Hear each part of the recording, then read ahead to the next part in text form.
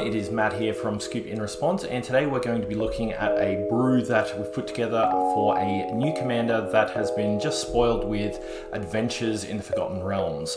But before we go too deep, just wanted to thank all of our subscribers of the channel, and I'd humbly ask that if you are watching this video and you enjoy it, and you're not subscribed, consider giving us a sub and a thumbs up if you're checking out the content for the first time and you like it. So today's deck is built around two main themes, which is Stax and Protean Hulk combos. And so if you're newer to Magic or Commander and you're not quite sure what either of those things mean, don't worry, we'll go over them in quite a bit of detail throughout the video. But first, let's check out the Commander. Minsc, Beloved Ranger, is a red-green white legendary creature human ranger with 3 power and 3 toughness. When Minsc enters the battlefield, create Boo, a legendary 1/1 hamster creature token with trample and haste. Minsc also has an activated ability which reads, Pay X. Until end of turn, target creature you control has base power and toughness XX and becomes a giant in addition to its other types. Activate only as a sorcery. So it took me a while to think about how I could build this deck. I was quite underwhelmed when I first looked at the Commander, and I couldn't really come up with anything that I thought was super useful or fun or exciting. It was really after I sort of mulled over it a while that I realized, well, Naya doesn't really have a Commander with a sack outlet in the command zone. So when you think about something that Naya is really great at, it's Stax. There's some really good Hulk piles that can let you win on the spot as soon as you resolve the Protean Hulk and sacrifice it. So I thought, well, okay, let's see what we can do making him a Stax commander in the build. So let's go over the themes and the game plan of this deck. Our deck is a Stax and combo deck which looks to slow our opponent's game plan down using a whole bunch of taxing effects and create a scenario where we can resolve a game-winning combo in a single turn. Stax gets its name from Smokestacks, which is the original card which enabled this strategy. It's evolved to mean many kinds of hate pieces and effects which prevent our opponents from accessing the resources they would usually have.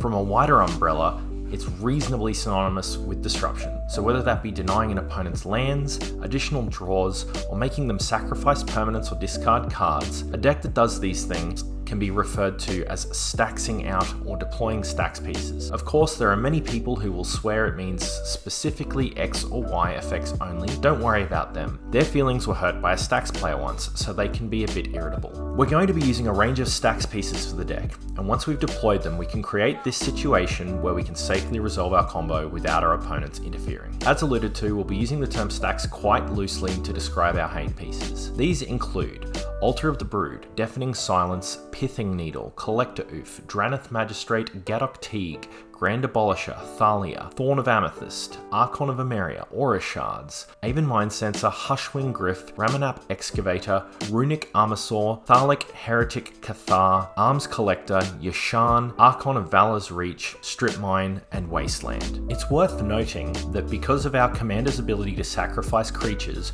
we can actually sacrifice our own Stax pieces when we want to deploy all of our resources at the regular rate. For this reason, we have removed quite a number of non-creature Stax pieces from the deck unless they're absolutely critical. We want to deploy these where it makes sense to slow our opponent's plans down. I'd encourage you to read through the cards individually in the deck list that's linked in the description to get a better understanding of all of these.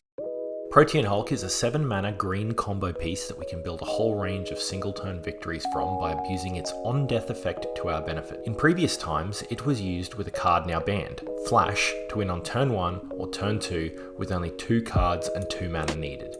Needless to say, Flash being banned is a good thing, for people who enjoy playing Magic at least. And now, Protean Hulk is exclusively used by Chad Winlords like yourself to crush tables without using silly blue cards. This deck has 2 compact piles to achieve specific things and a much broader selection of redundant cards that will allow us to deploy parts of the combo as we need without going all in. We have a traditional win on the spot pile that uses Kiki Jiki and Karmic Guide, and we also have a pile that will allow us to get infinite mana at instant speed. Both of these piles require you to sacrifice the Protean Hulk and complete a series of specific steps to achieve the win or the desired effect.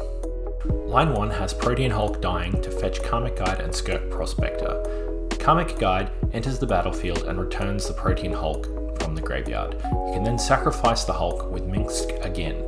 Protean Hulk fetches Kiki-Jiki, Mirror Breaker, and any other 1-drop you like because you can flex. Kiki-Jiki taps to put its ability on the stack, targeting Karmic Guide. You can then sacrifice Kiki-Jiki with Skirk Prospector at instant speed before the ability resolves.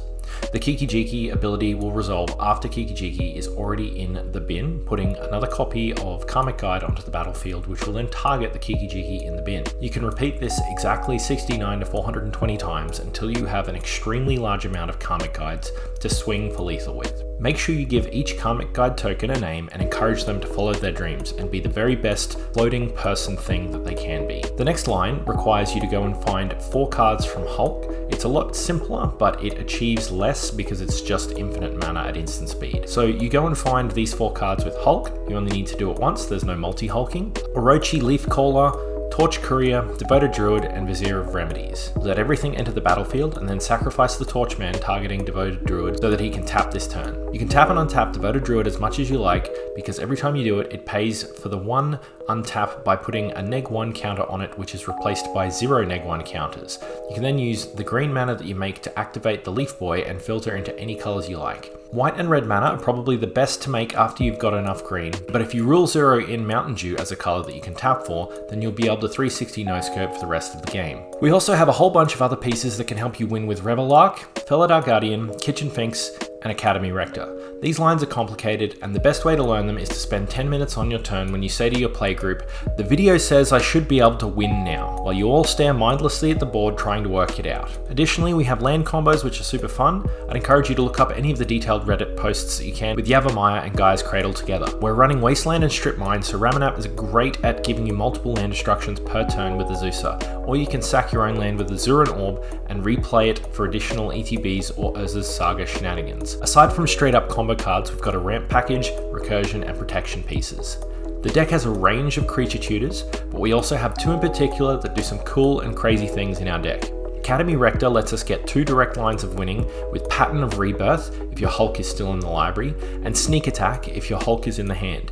If you have infinite ETBs with Kitchen Finks and Vizier, you can get Impact Tremors to kill on the spot, and occasionally you can get Destiny Spinner or the remaining pieces if it suits your game plan. It is also reanimatable with Karmic Guide and Revelark, so that's super useful if it gets countered on the stack and you don't get a chance to exile it on death. Urza's Saga is pretty cool, and I felt it was easy enough to fit in for access to a few utility pieces, or at worst getting a Soul Ring for ramping early. Altar of the Brood is another win con if you can get infinite ETBs, but probably represents a weaker card in the deck. Lastly, the deck has a whole bunch of mana fixing and color access in its lands. Build this part of the deck as you can afford. These cards are super cheap on Modo, but it's very expensive in real life. No one's going to shame you for running a Copperline Gorge instead of a Taiga. That's it for the deck tech. I'd encourage you to check out the deck list on Moxfield. Its link is in the description. Really appreciate you checking out the video today. And if you have any questions or comments, or you want to let me know how silly I am for missing a card that is your favorite, feel free to chuck it in the comments and I will get back to everyone who comments. So thanks so much for checking out the video again, and bye for now.